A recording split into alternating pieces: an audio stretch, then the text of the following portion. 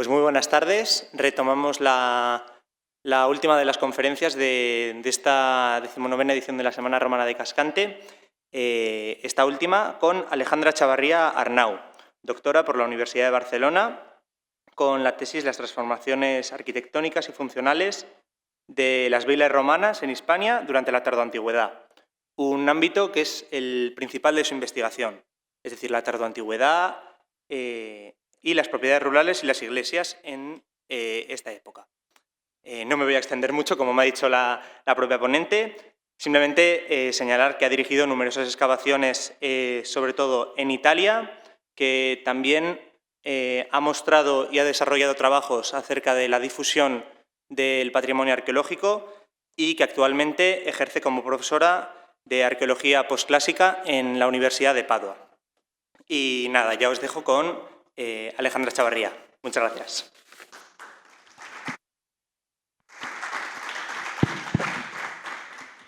Hola a todos. Efectivamente, no se ve nada cuando uno habla, o sea que podéis dormir todo lo que queráis. Como ya he entendido, se va a grabar.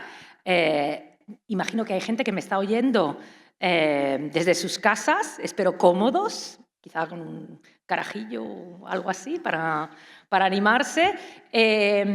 No he calculado muy bien cuánto rato voy a hablar. Tengo aquí el teléfono al lado. Cuando vea más o menos qué es la hora. Uy, ni se enciende. Cuando vea qué es la hora. ¿A qué hora tengo que acabar? ¿A las 6? ¿Sí? Pues más o menos a las 6. Si no acabo, me cortáis. Yo soy de las que tiene la idea de que en cualquier conferencia, en cualquier momento, uno puede cortar y nadie se entera porque nadie te está escuchando. Pero bueno, no pasa nada. El título de mi conferencia, oficialmente, como veis aquí, es Villas y propietarios.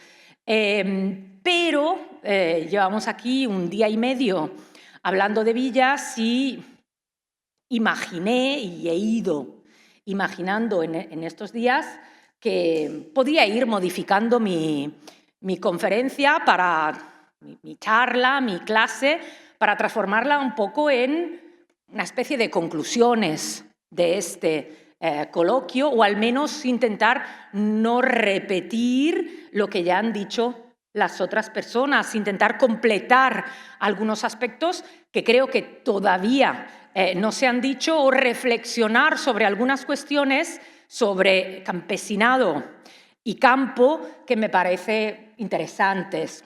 Con lo cual puede resultar un poco desordenado, ya os lo digo.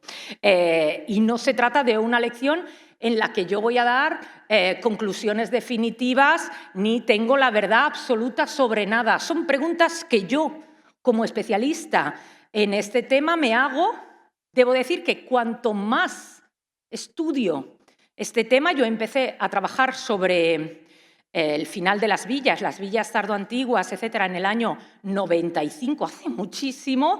Yo creo que sé menos, no digo que cuando empecé, pero no me siento jamás segura con este tema. Creo que siempre hay preguntas que se podrían resolver, y como esto es un curso también orientado a gente joven o gente con mucho tiempo o gente no tan joven, quizás alguna de esas preguntas os puedan servir de inspiración para algún trabajo futuro, por lo cual el título Villas y propietarios, pues, o reflexiones sobre villas y el territorio rural en época tardoantigua. El mundo de las villas, el mundo de la villa romana, del campo, de la explotación del territorio, es uno de los temas clásicos y tradicionales para el estudio del mundo romano y del mundo tardoantiguo. Le recuerdo solo algunos títulos para un poco decir, aquí no nos hemos inventado nada, ¿no? Nadie está diciendo nada nuevo. Se trata de temas que en general para el conjunto del Mediterráneo y en particular para el tema de España han sido muy tratados. Es un tema que se lleva tratando, como veis aquí, desde los años 70. Jean-Gérard Gorge hizo un trabajo, un volumen excepcional publicado en el año 79 sobre las villas hispano-romanas y su problemática, un gran catálogo con reflexiones muy importantes.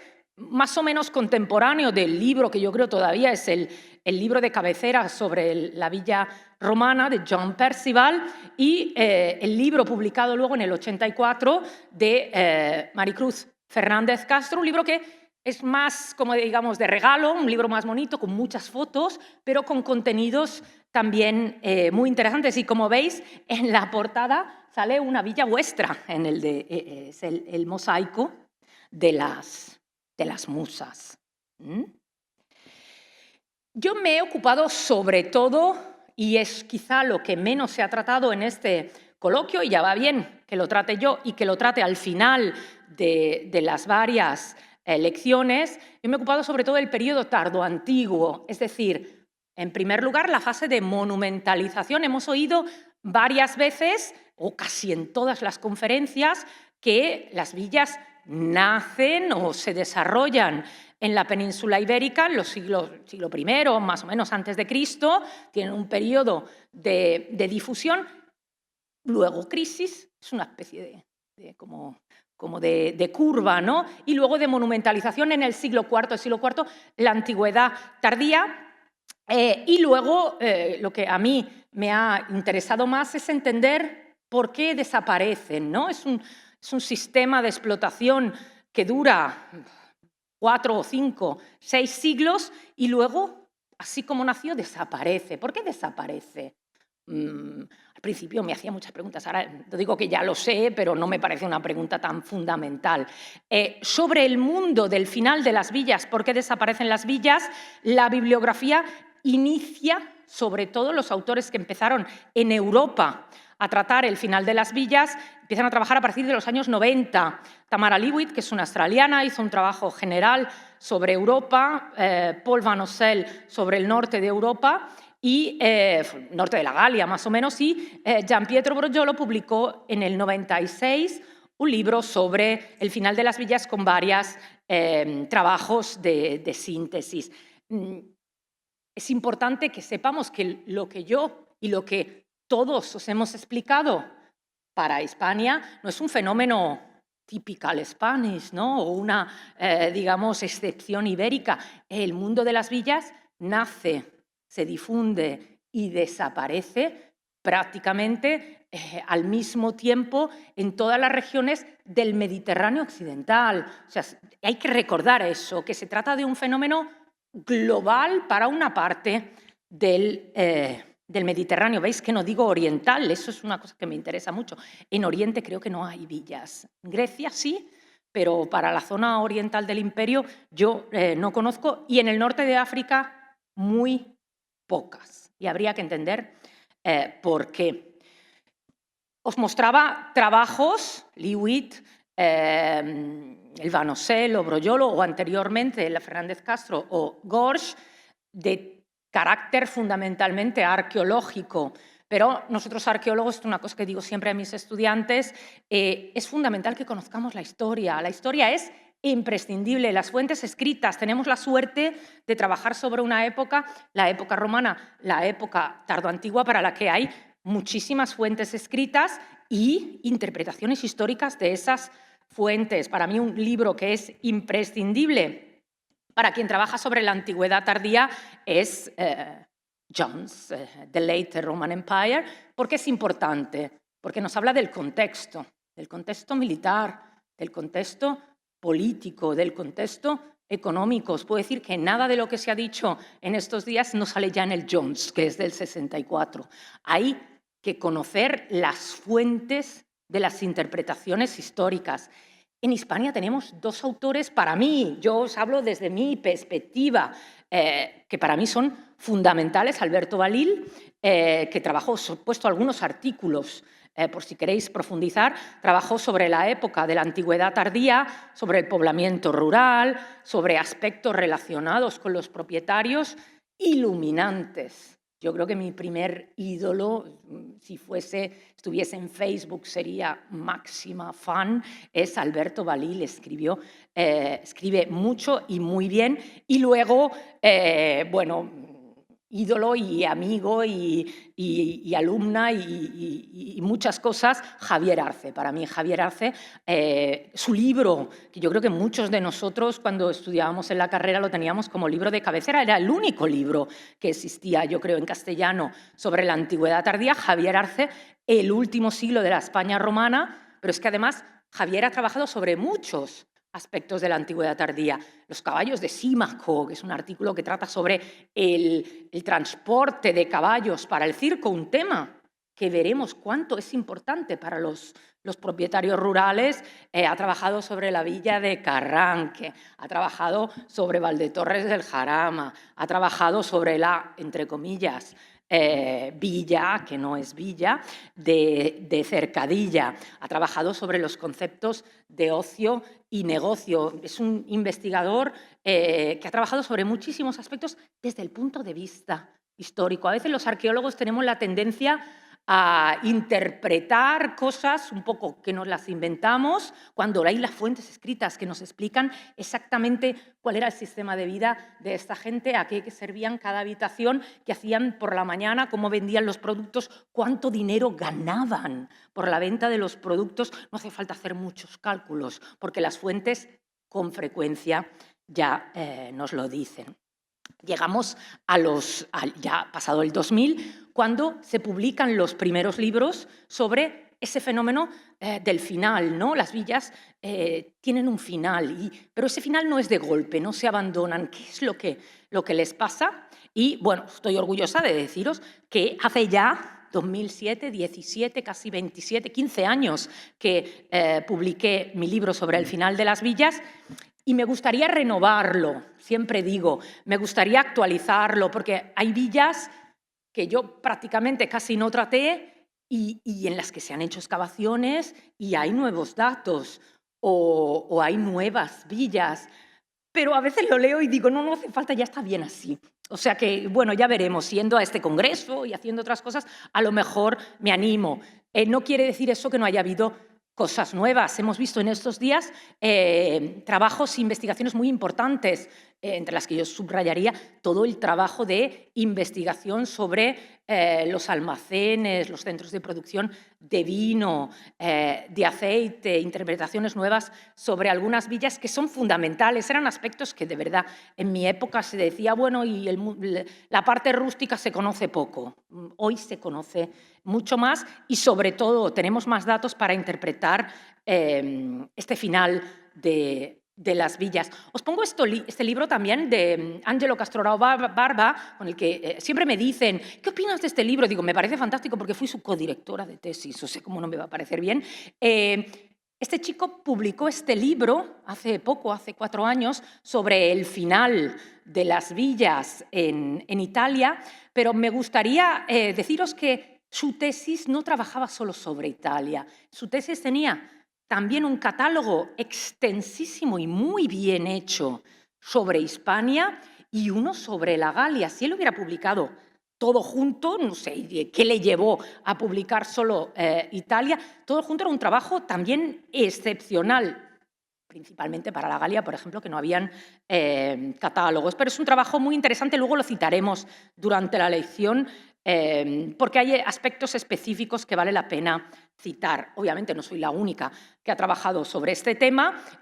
Más o menos contemporáneamente a mi tesis se organizó un gran congreso muy interesante en Gijón sobre las villas tardorromanas. Publicamos también con Javier Arce y con Broyolo las villas tardoantiguas en el Mediterráneo occidental. Y recientemente ha habido varias publicaciones que me parecen subrayables, ¿no? Interesantes. Este congreso internacional que se celebró en Palencia durante el COVID y que fue publicado hace un par de años, muy interesante, una exposición sobre villas que se hizo en Murcia o en Cartagena, bueno, en el Levante, también muy interesante. Muchos de estos libros están compuestos por artículos de las personas que han venido a hablar en este curso, que debo decir tiene un nivel excepcional y vaya, me parece muy importante, y lo digo ahora, que no lo he dicho antes, os agradezco por haberme invitado ante una platea de conferenciantes así tan importantes. Yo me he ocupado sobre todo de antigüedad tardía, pero cuando uno se ocupa de antigüedad tardía no puede olvidarse de lo que pasa antes, ¿no? A veces hay gente que dice, bueno, esto es de antes. Bueno, pero es que hay que saber lo que pasa antes, lo hemos visto con la numismática, lo hemos visto con otras conferencias. Es importante comprender lo que hay antes para entender qué cambios se dan después. Yo creo que el libro más completo, bueno, porque es así de grande, sobre la villa romana es este volumen que salió hace un par de años, de Roman Villa, con artículos sobre Hispania, sobre Francia, artículos específicos sobre algunas villas, y luego, fundamental, en el caso de Hispania, el trabajo sobre la Bética, que habría que desarrollar también para otras regiones, ¿no? Si tuviésemos las villas romanas de Extremadura y las villas romanas de Cataluña y las villas romanas de otros sitios, tendríamos un catálogo exhaustivo, porque se ha visto en este volumen de la Bética que la información que más o menos circulaba no tiene nada que ver con la información real que hay sobre este tema. Y es importante que se hagan estudios regionales. Yo hablaré un poco en general sobre el conjunto de Hispania, pero lo que yo digo, por ejemplo, para la Cataluña o para la Meseta, nada tiene que ver con lo que pasa en Andalucía, en la Bética, o lo que pasa en Lusitania. Es muy importante, ahora lo veremos, entender las villas y el final de las villas como un fenómeno sí global, pero al mismo tiempo particular, con características de evolución y características estructurales y sobre todo con propiedades y propietarios que cambian. Si los propietarios y las propietarias son distintas en cada región, la evolución o a veces la interpretación de esa evolución puede ser distintas. Las últimas publicaciones, por si alguien quiere ir a ver qué es lo último que se ha hecho, las últimas publicaciones en Italia que han salido sobre la villa, ya no es la villa, y ya no es la villa tardoantigua, es después de la villa, ¿no? O sea, yo ya dejaría de hablar de la villa. Luego, los artículos que son después de la villa, primero hablan de la villa romana, luego de la villa tardoantigua y alguna paginilla sobre después de la villa. Pero se lleva mucho. Yo creo que de aquí poco va a salir un libro en España, de aquí poco. Somos un poco imitativos de lo que pasa en Italia, o sea que de aquí poco tendremos el después de la villa también en Hispania. Y os recomiendo a todos los que os interesa el mundo de la tardoantigüedad, hay un señor allí que me ha pedido un autógrafo, estoy muy contenta, este vale la pena. Todavía no ha salido, va a salir a finales de julio, Recycling the Roman Villa. Es un libro de una autora, Beth Munro, creo que estudió en Oxford, y ha trabajado sobre todo el Mediterráneo, sobre todo la parte occidental, dando una interpretación particular a algunos aspectos del final de las villas que veremos luego. Yo le he leído varios artículos. El otro día, viendo que había salido este libro, bueno, pues la llamé para ver qué me decía y me dijo que sí, que llevaba muchos años para escribirlo y que no es una, digamos, ampliación de los artículos, sino que dice cosas nuevas. Así que estoy ansiosa porque salga. Lo próximo que va a salir en España, ya os lo digo, es un volumen que recoge 2 coloquios organizados en Yecla, uno sobre la cristianización de las villas, y de eso hablaremos luego, y otro sobre el mundo rural en Hispania. Saldrá en un volumen único, y luego esperamos que para final de año también, o principios del año próximo, depende de cuánto los autores sean disciplinados, saldrá también un volumen siempre sobre las villas, las transformaciones de las villas, etcétera, como consecuencia de un congreso que se organizó en Granada a finales del año pasado. Con todo esto os quiero decir que las villas, el final de las villas, la transformación de las villas tardoantiguas, es un tema de mucha actualidad. Parece que no. Yo a veces me invitan y digo, ¿otra vez? Pues sí, ya lo hemos dicho todo. No, no se ha dicho todo. Hay cosas nuevas y cosas que faltan por decir sobre este tema. Yo voy a hablar de 4 aspectos, más o menos. El primero, querría hacer una introducción, un poco una reflexión inicial sobre el contexto. ¿Qué quiere decir? Cuando nosotros hablamos de villas, pues tenemos que tener en cuenta una serie de aspectos que son fundamentales para interpretarlos. El primero es el aspecto cronológico. No es lo mismo el siglo III que el siglo IV, no es lo mismo la primera mitad del siglo IV que la segunda mitad del siglo IV. En estos días he oído, pero yo también lo digo, es muy normal, la monumentalización de las villas entre el III y el IV. No, cuidado, son 200 años entre el III y el IV. E incluso si digo entre finales del III e inicios del IV, son situaciones políticas muy distintas. ¿Qué situación política había en Hispania a finales del siglo III que haya favorecido la difusión de las villas como centros de explotación de propiedades rurales? ¿Puede ser? ¿No puede ser? Bueno, hay que ver qué pasa en ese momento, en todas las regiones, en todas las provincias, cuál es la situación política, la situación histórica.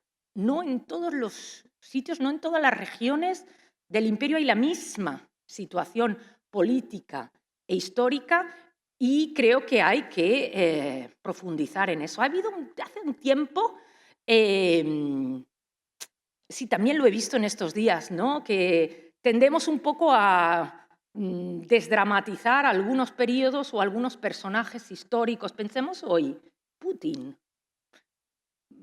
es una persona, y vemos todo el follón que está montando en Europa, o el de Corea. No, pero no me oigan. O sea, puede ser que un personaje político, una figura, un emperador, un invasor, cree una situación de crisis tal que durante muchos años no se dan las condiciones, digamos, socioeconómicas para que exista un desarrollo determinado, o al contrario, puede ser que un determinado personaje crea una situación que favorece un cierto dinamismo.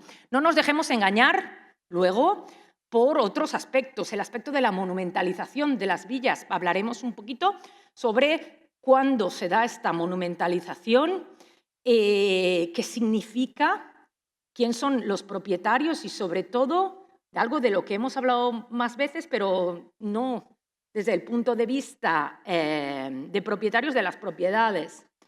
Estas villas son, le hemos llamado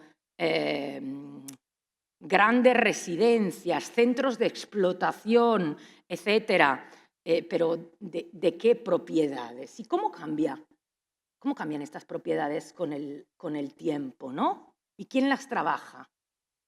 ¿Y qué quiere decir esta monumentalización? ¿Que una villa se convierta en un gran conjunto residencial es un elemento que nos habla de la riqueza del imperio, o todo el contrario? Nos está hablando de una polarización de la riqueza en pocas manos y de una general crisis sucesiva, ¿no? Es lo que pasa hoy un poco. ¿Ves? Hay unos yates, yo vivo en la playa, delante de mi casa se ponen ahí unos yates hasta con helicópteros y cosas de esas, pero bueno, luego bajas por la noche y hay gente que vive por la calle. O sea, que hayan edificios o que haya una polarización de la riqueza en las manos de algunos no quiere decir que la situación económica del país vaya bien. A veces es todo el contrario.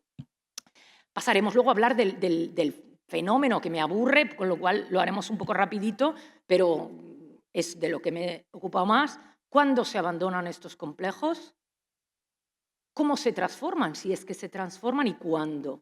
Yo voy a insistir mucho sobre el cuándo. Me interesa mucho en este momento el cuándo se produce esto, porque creo que es fundamental para la interpretación. Y finalmente pasaremos a, todo rápido, no os preocupéis, pasaremos al tema de las villas y las iglesias, que es otro tema que se ha tratado mucho, sobre el que yo he escrito también mucho y en el que os daré algunos ejemplos y mi última interpretación sobre todo esto, todo son hipótesis. Yo se lo digo a mis estudiantes, yo no estaba, o sea que no sé exactamente lo que ha pasado nunca. Puedo proponer una interpretación determinada a partir de la evidencia arqueológica que yo he podido verificar, que no es siempre lo que dice el arqueólogo.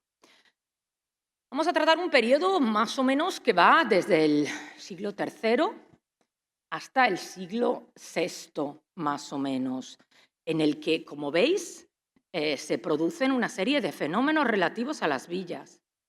Entre el siglo I antes de Cristo, primero, segundo, después de Cristo, la difusión de este sistema económico de explotación, sobre todo en este primer momento, lo hemos visto también en la conferencia de la doctora Prevosti, ¿no? Una primera fase de difusión de estructuras productivas y comerciales. En el siglo III hemos hablado varias veces también de este fenómeno de reducción, cómo se pasa, no sé, ahora no me acuerdo quién lo decía, de 10 villas a una, ¿no? ¿Y qué pasa ahí? ¿No? ¿Qué quiere decir eso?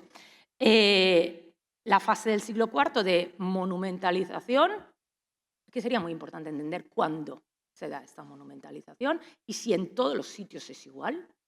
Es como si decimos, no sé, el fenómeno del turismo bueno, yo qué sé, en España empieza en el siglo XX, sí, bueno, pero no es lo mismo inicios de siglo que finales de siglo, que los años 50, que los años 70. Son condiciones económicas, políticas distintas, ¿no? Pues lo mismo tiene que haber pasado con la monumentalización de las villas.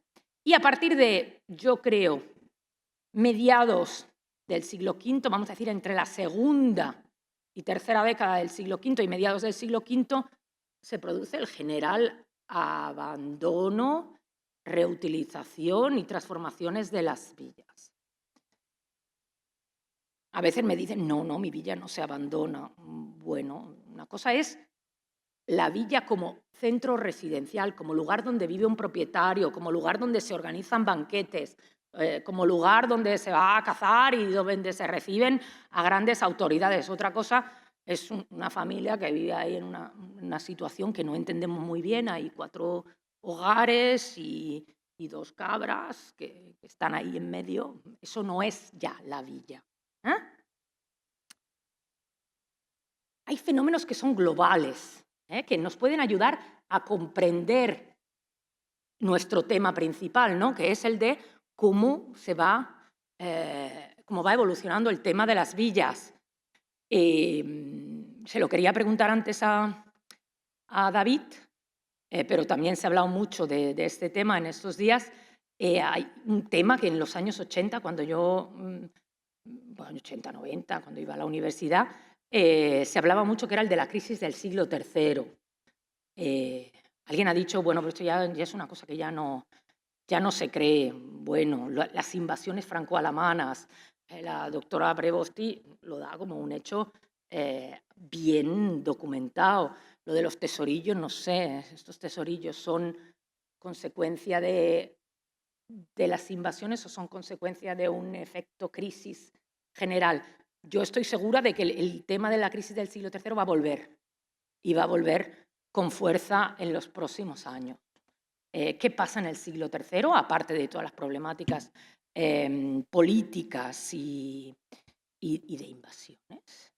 Que tiene como consecuencia, mirar abajo, la reducción de las villas. Se pasa, no sé, eras tú, Marta, que se pasa de una villa a 10, alguien decía algo así, ¿no?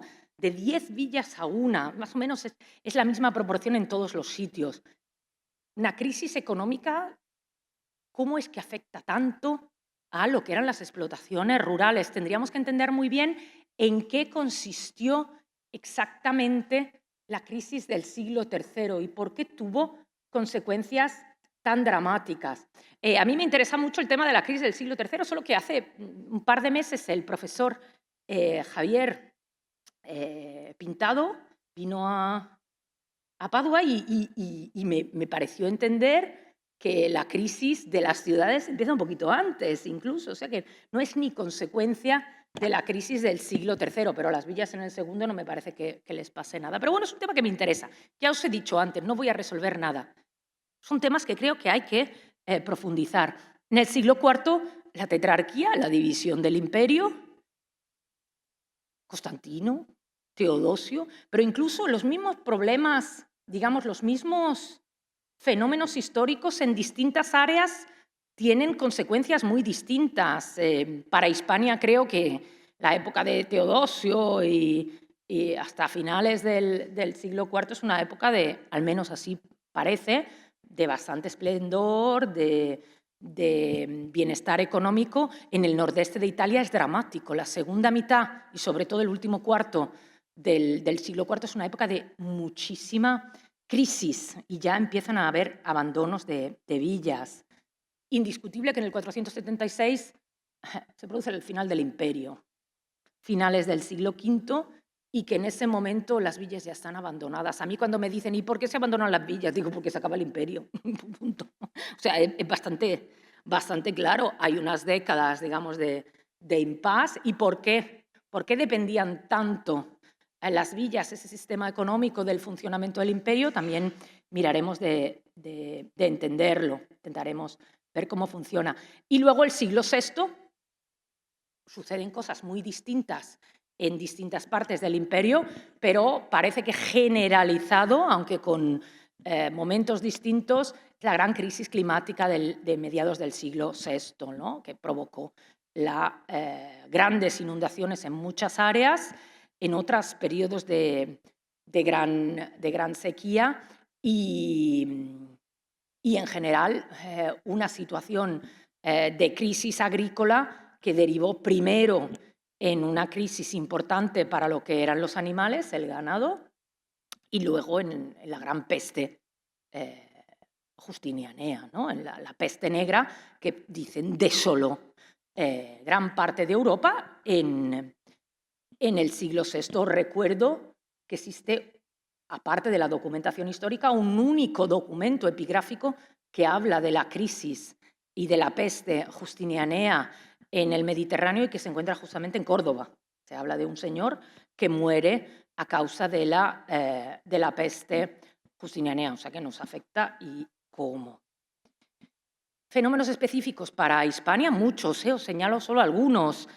Yo creo que en Hispania, cuando hablaba el otro día con el colega Rafael Hidalgo, las villas de la meseta y muchas villas que hay en España, algo tiene que ver con Teodosio, ¿no? El Teodosio emperador, el emperador, y que además viene ahí de Cauca y todo esto.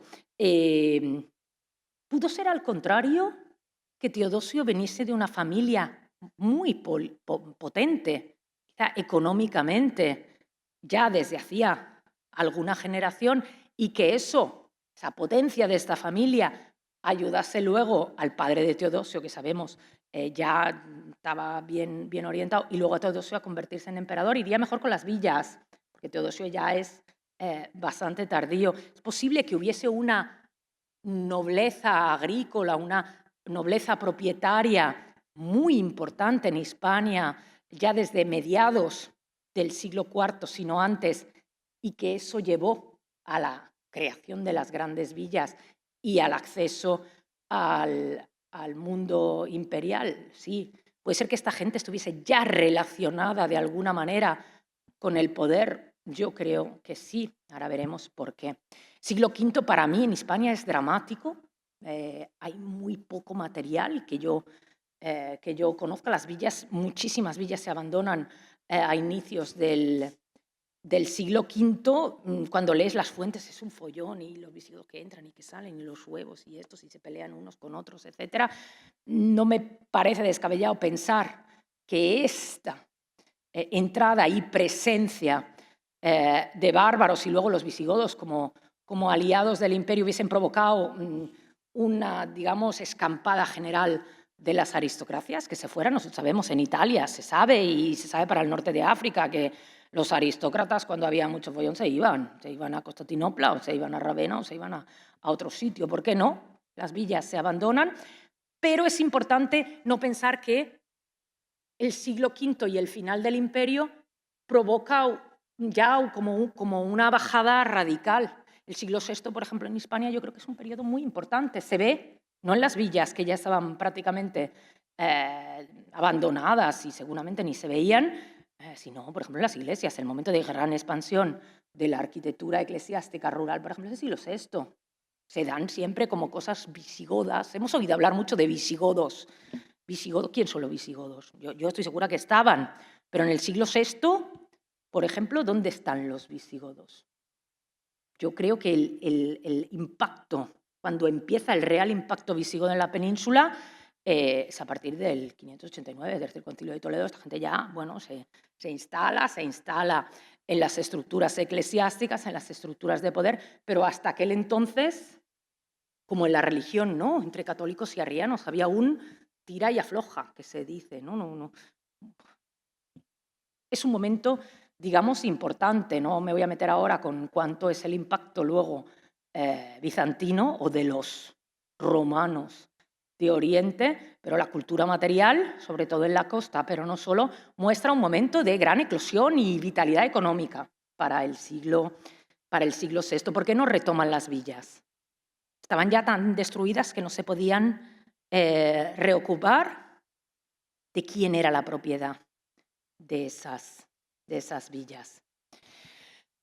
Hay fenómenos que ya os he dicho, la crisis del siglo III es una crisis política, es una crisis económicas, las famosas penetraciones franco-alamanas, y cuidado que en el siglo III hay una fuertísima crisis climática y hay periodos de epidemias importantes y se habla, no me acuerdo quién lo había presentado, pero sí creo, David, la primera bajada demográfica importante se da justamente en el siglo III. El cristianismo no creo que impacte mucho en el tema de las villas, pero lo tenemos que tener ahí.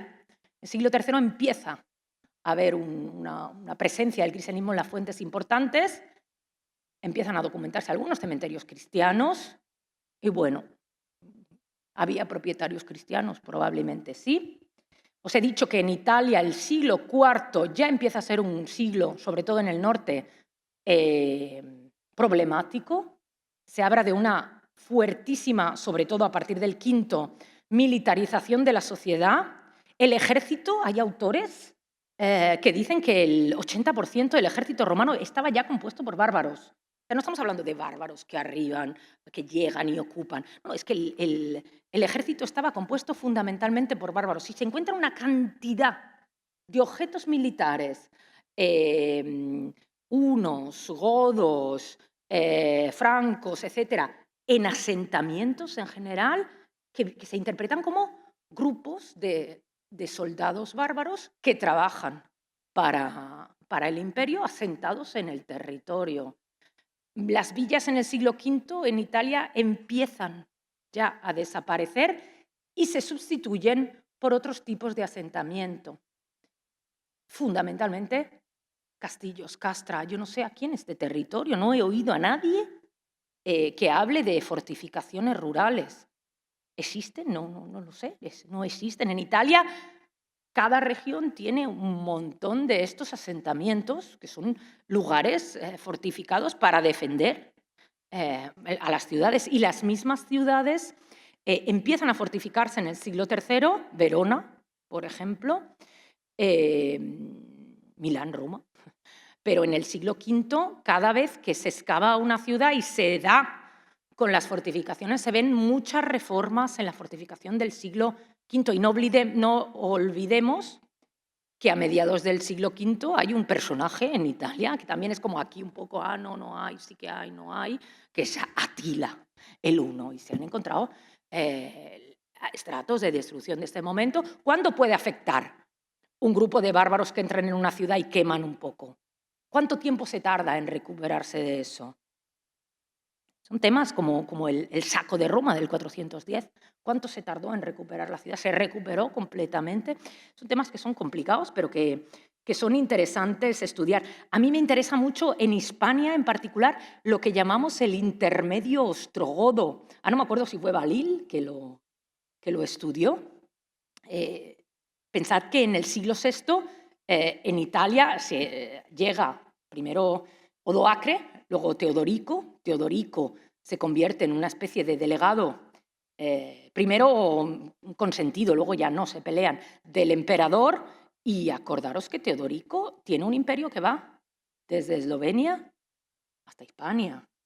Que Hispania forma parte, como con una délega, ¿no? Como un protectorado, pero forma parte del imperio, del reino ostrogodo. A mí me hubiera gustado que fuésemos ostrogodos, me gustan más los ostrogodos que los visigodos, pero bueno. Y sobre las villas hemos hablado mucho, también se ha hablado, ¿ves? Es una de las primeras veces que veo que es un tema sobre el que se insiste, sobre la propiedad, ¿no? Al final de la discusión de hoy, este señor, que ahora está durmiendo, yo creo, se preguntaba cuánto eran grandes esas propiedades. No, déjalo, que no pasa nada. Os creéis que nos veo, pero yo os veo a todos. Cuánto eran grandes las propiedades y cuánto se producía. Eso es un tema interesante. Cuánto es grande la propiedad, cuánto se produce, es muy difícil decirlo porque muchas veces no sabemos ni lo que se producía y tampoco sabemos si el interés del propietario en este caso era por el paisaje, porque tenía la casa de verano, porque producía para sus otras propiedades o lo que sea, o para vender. Pero la propiedad es un tema sobre el que he escrito que me interesa mucho. La propiedad en sí, ¿de quién era?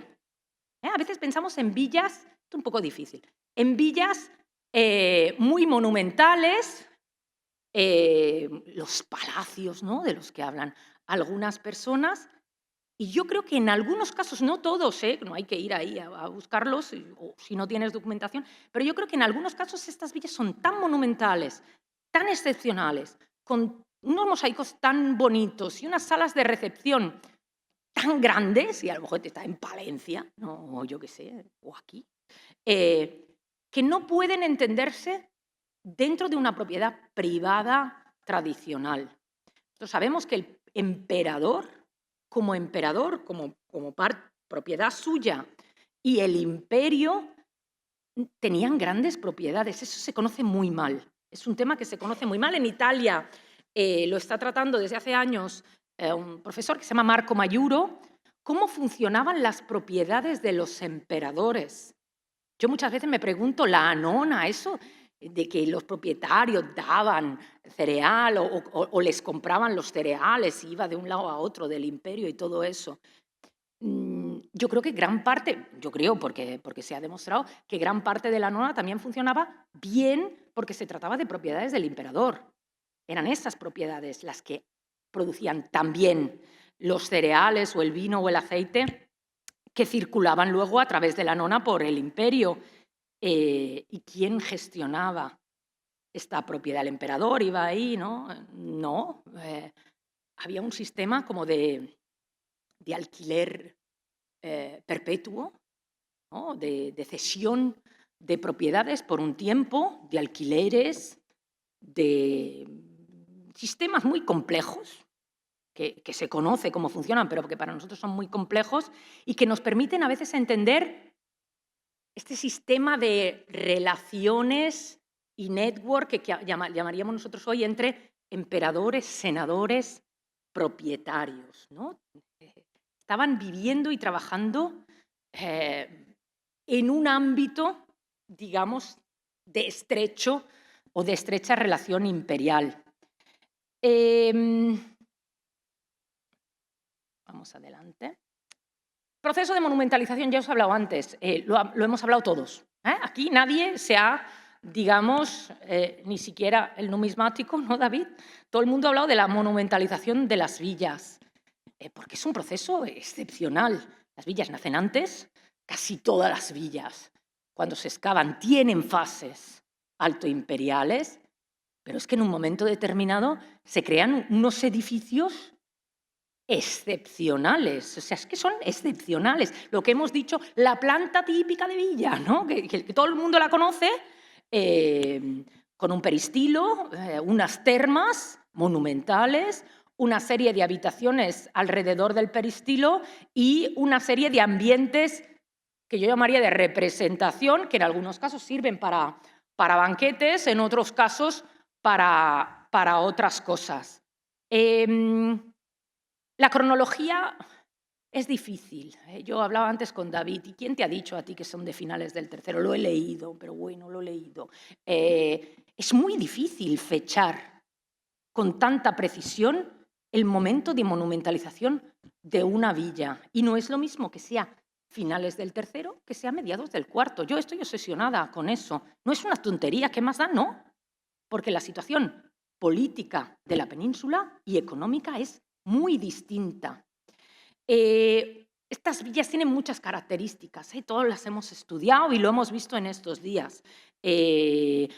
Por ejemplo, una de las características más llamativas es la aparición de un nuevo tipo de comedor con un mueble que llamamos Stivadium. Lo veis aquí, creo, hay dos en la península, si no me acuerdo mal, uno en Portugal y este es el de la Villa del Ruedo, que permitía a los comensales comer pues, ahí medio estirados delante de una mesa. Y yo creo que la importancia de este tipo de mueble, que más o menos el sistema era el mismo que el triclinium, ¿no? Comer ahí tendidos, es que dejaba gran parte de la habitación vacía, que servía luego para celebrar pues fiestas y para enseñar cómo se movía la comida y para hacer espectáculos y bailarinas y todo lo que le rotaba, un poco como aquí, ¿no? Aquí veis el Stivadium, los comensales, ¿no? Los sirvientes y luego aquí unos músicos, ¿no? Tocando, yo no sé qué es esto, como un xilofón o unos bongos, da igual. Y seguro que también había bailarinas y 50.000 cosas. Esto se pone muy de moda en la antigüedad tardía. No hay región del imperio que no tenga un par de villas con esta nueva tipología de comedor. Otro elemento del que nos han hablado, que a mí me parece muy interesante, me parece que no ha quedado muy claro, o a lo mejor yo me obsesiono con estas cosas. Yolanda Peña y Javier Domingo, no, Salido, me equivoco siempre, Salido, ¿verdad? Nos han hablado de los almacenes, ya sea para grano, que para aceite, que para vino. Una cosa muy interesante es que estos grandes lugares de almacenamiento de recursos, sea por un día, sea por un mes, sea por lo que sea, se construyen a partir del siglo IV en la villa. Antes son raros los ejemplos en los que está tan integrado en el edificio residencial. Conocemos casos en Italia muy famosos en los que el almacén, llamémoslo así, se construye junto a la puerta. Lo veis aquí, está justo integrado en el edificio residencial. Aquí también, aquí está un poco más lejos, pero aquí también veis este tipo de construcción que he descubierto. Yo me pensaba que esto eran como, me lo imaginaba distinto, o he aprendido mucho entre hoy y ayer. O un caso vuestro, el de Lieden. ¿Veis que está enganchado al peristilio? Está enganchado en el sector residencial. Eso no pasaba antes. Hay un investigador, Domenico Vera, que explica que según él, ¿no? Es una hipótesis que me parece interesante, a partir de la antigüedad tardía, pues con la progresiva pérdida de poder, digamos, del gobierno central, los propietarios tienden a acercar esta especie de almacenes que en el fondo contenían dinero, ¿no? Porque contenían productos agrícolas que luego se iban a vender. Eso sale continuamente en las fuentes escritas. Tal familia vendía sus productos y tenía tanto solidi al año, ¿no? Ellos valoraban la riqueza de una familia a partir de cuánto ganaban con la venta de los productos. Es por eso que se acercan esos almacenes a la casa, porque se convierte cada vez más en un elemento de recurso personal. Depende del momento, si es a principios del siglo IV, no, porque ni a principios del siglo IV el gobierno es plenamente funcionante. Estamos en la tetrarquía. Si fuera en el siglo V, quizás sí, o si fuera a finales del siglo IV, sí que podríamos pensar en este inicio de pérdida de poder, pero tampoco me parece. Pero el hecho es ese, el hecho es que se comienzan a construir estructuras productivas o de almacenamiento más cerca de las residencias. ¿Quiénes son los propietarios? Casi nunca lo sabemos. En algún caso tenemos un nombre, ¿no? Vitale, ¿no? Que dice, este mosaico de Tossa es una villa pequeñita, más o menos, marítima, ¿no? Que dice, a mí me encanta este mosaico, está muy restaurado. Me gustaría ver cuánto era en original. Dice, salvo Vitale, Felix Turissa, si Vitale está bien, está salvo Turissa, su propiedad, que ha dado lugar hoy al municipio de Tossa, pues está bien, está feliz. Este vuestro, Dulcitius, no sé si es el señor o el caballo, siempre me he preguntado quién es Dulcitius. ¿Es él o este caballo? No lo son personajes, conocemos más, con el materno, ¿no? de Carranque, pero eso no nos dice mucho. Nos da un nombre, pero no nos dice mucho más. Más nos dicen la estructura de la villa y sobre todo los mosaicos. Los mosaicos de las villas hispánicas han sido estudiados, pero un montón. Ha habido una escuela, cuando yo estudiaba en los años 80, todo el mundo estudiaba mosaicos. No sé si os acordáis de aquella serie de Blázquez, ¿no? y de sus alumnos, los mosaicos de Hispania, que para su época eran estupendos. Pero yo me acuerdo una vez cuando llegué a Italia, que se hablaba de un mosaico que habían encontrado, no sé, y decían es de la segunda mitad del siglo IV. A mí me parecía raro y digo, ¿cómo lo sabes? Porque lo dice Blázquez en el volumen 7. Digo, bueno, cuidado, que son peligrosos esas cosas. Porque Blázquez, además, yo fui luego a verlo y se inspiraba en una cosa de África, o sea, que era como un pez que se mordía la cola. Los mosaicos hispánicos yo creo que tienen todavía mucho por dar, si estudiados, interpretados, con una nueva perspectiva, con ojos nuevos sobre lo que querían decir. Damos muy por asumido que es, mira, aquí hay una escena mitológica, pues mira, aquí tiene una escena de no sé qué. Y, oye, que son mosaicos muy grandes que este señor tenía que ver cada día. Y sobre todo, que son mosaicos que un señor se ponía en una sala, sobre todo de representación, que la veían todos sus clientes y todas las personas que iban a visitarlo. Yo creo que hay más detrás de los mosaicos. Yo no soy una iconógrafa, pero en algunos casos me parece que son la clave para entender algunas villas hispánicas. Este mosaico lo conocéis todos, creo que lo han pasado muchas veces. Yo creo que es un mosaico excepcional de la villa de la Olmeda, donde se representa la escena del descubrimiento de Aquiles por parte de Ulises en el gineceo de Licomedes, ¿no? Bueno, no estoy explicando toda la historia, pero es una cosa muy, muy divertida, ¿no? Porque él se viste de mujer, ya que ayer era la jornada de la LGTB, pues también había de esto en Antigua. Se viste de mujer para esconderse, para no ir a la guerra de Troya, y Ulises, que era muy agudo, ¿no? Dice Homero muchas veces, trae unos regalos, ¿no? Para las hijas de Licomedes y esconde unas armas. Y claro, Aquiles se vuelve loco, y va a buscarlas enseguida y lo descubren. Pero es una escena, no lo digo yo, hay gente que lo ha estudiado, muy teatral. Fijaros en estas cortinas. Estas cortinas es un tema que quiero estudiar. Son unas cortinas que se daban, es como eso de los teatros, ¿no?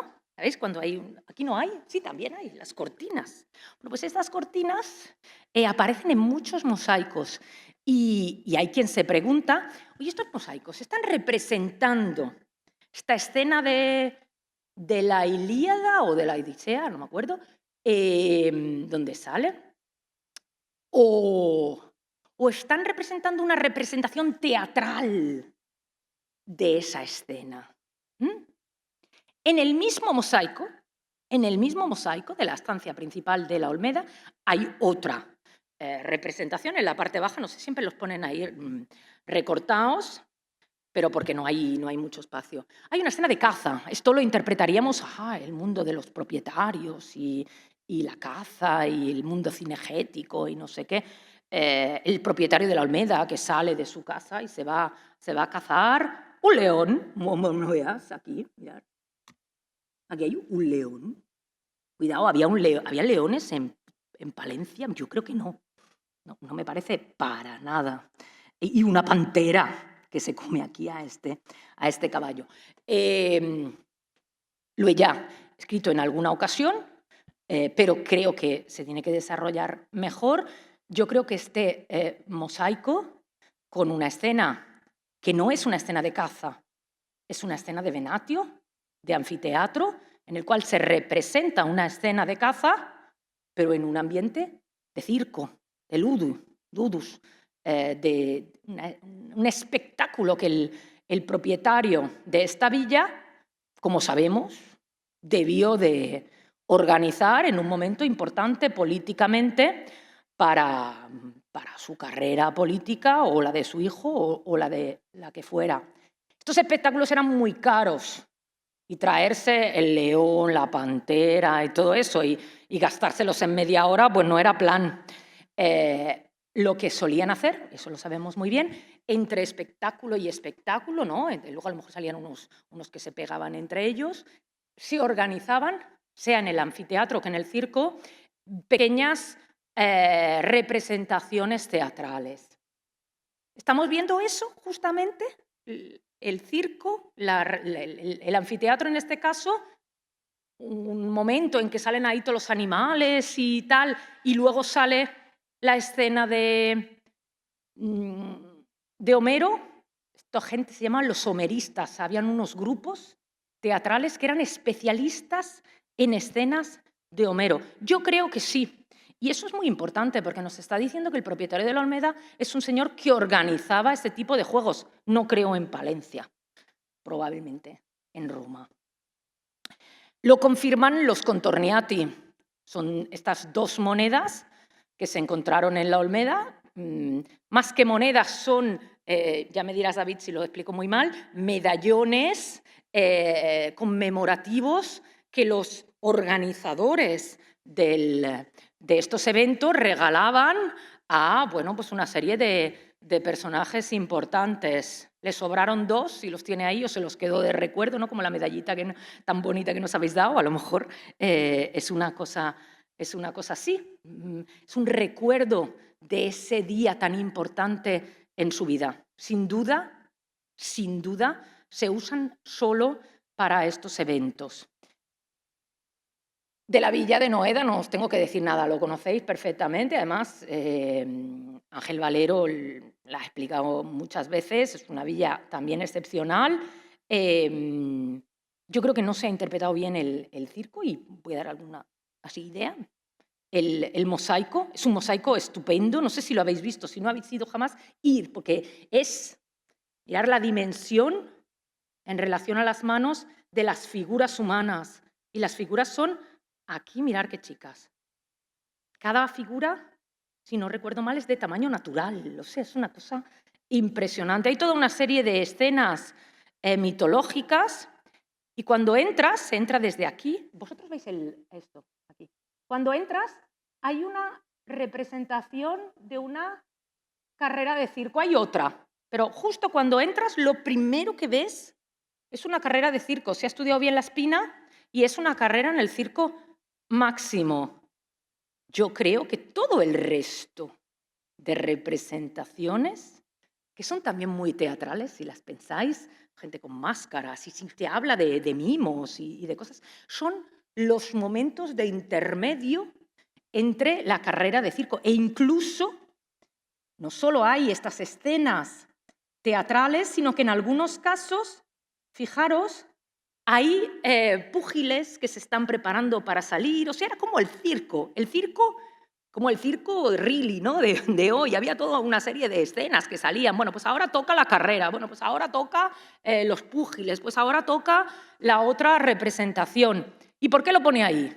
¿Por qué se ha gastado tanto dinero? Es un mosaico de verdad, de una calidad, yo creo que más incluso que los mosaicos más importantes de Italia, más incluso que Piazza Armerina. Creo que es un mosaico extraordinario.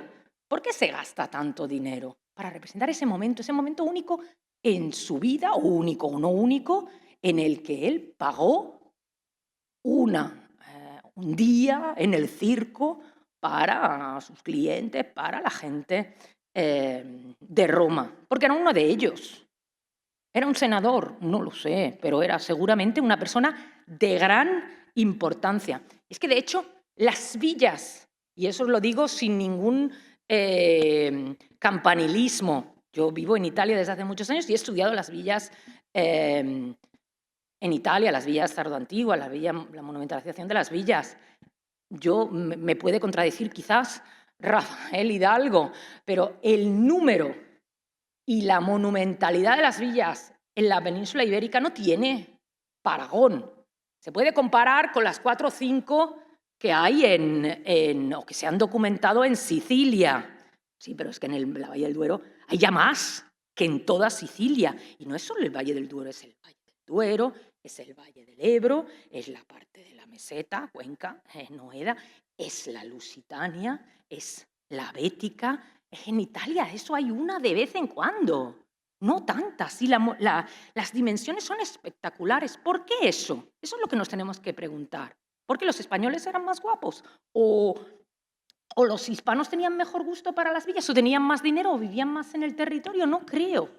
Yo lo que creo es que en Hispania pasa algo. Lo he intentado interpretar en una zona, no sé cómo funcionaba para el resto, que es la zona del Duero, donde la evolución sucesiva me da indicios para pensar que esas, no todas, pero que en una parte importante de esta zona que veis aquí, Palencia, Soria, etcétera, donde están todas estas villas que veis a la derecha, que son muchas y muy grandes y con muchos mosaicos, se podía tratar de propiedades imperiales en las que se construyen estos grandes edificios de representación para las personas que gestionaban estas propiedades. ¿Para qué? Para la nona, probablemente, para producir cereales y, como ya han dicho otros investigadores, mandarlos a Limes o, acordaros de otro dato importante, en época de Teodorico, cuando todavía se intenta mantener la nona, Teodorico manda un par de personas de su administración a Hispania a controlar las tierras, porque dice los propietarios hispanos están aprovechando de nuestra generosidad y que no estaban, digamos, recogiendo el grano o no se lo estaban mandando a Roma. No exagero cuando digo que las villas de la península ibérica son espectaculares. Esto es Piazza Armerina. La planta es la misma, o sea, la escala es la misma. Esto es Piazza Armerina, la villa, yo creo, más grande, más monumental, más extraordinaria que se conoce. Esto es la Olmeda. Pero es que no hay una Olmeda, hay muchas Olmedas. Y luego pensemos en conjuntos como Carranque, que son todavía distintos, pero más monumentales. Estas villas se abandonan en el siglo V, casi todas, de golpe. Probablemente hay reutilizaciones, pero no se han conservado. Se excavaron cosas excavadas en el siglo pasado mal. Pero ahí hay una cosa que es muy particular y que hace tiempo se estudiaba. Hay cosas que se estudiaban hace tiempo y luego se dejaron de estudiar, que son los famosos cementerios del Duero, que son unos cementerios que tienen unos materiales rarísimos, o sea, aparte de cerámicas, vidrios, una especie de cinturas, de placas de cinturón como medio militares, si no, y los famosos cuchillos de Simancas, que a mí me encantan. ¿Quién son esta gente? La villa está abandonada, pero hay estos cementerios alrededor. ¿Por qué no viven en la villa esta gente? ¿Y quién son? Son gente rica o campesinos no del todo pobres.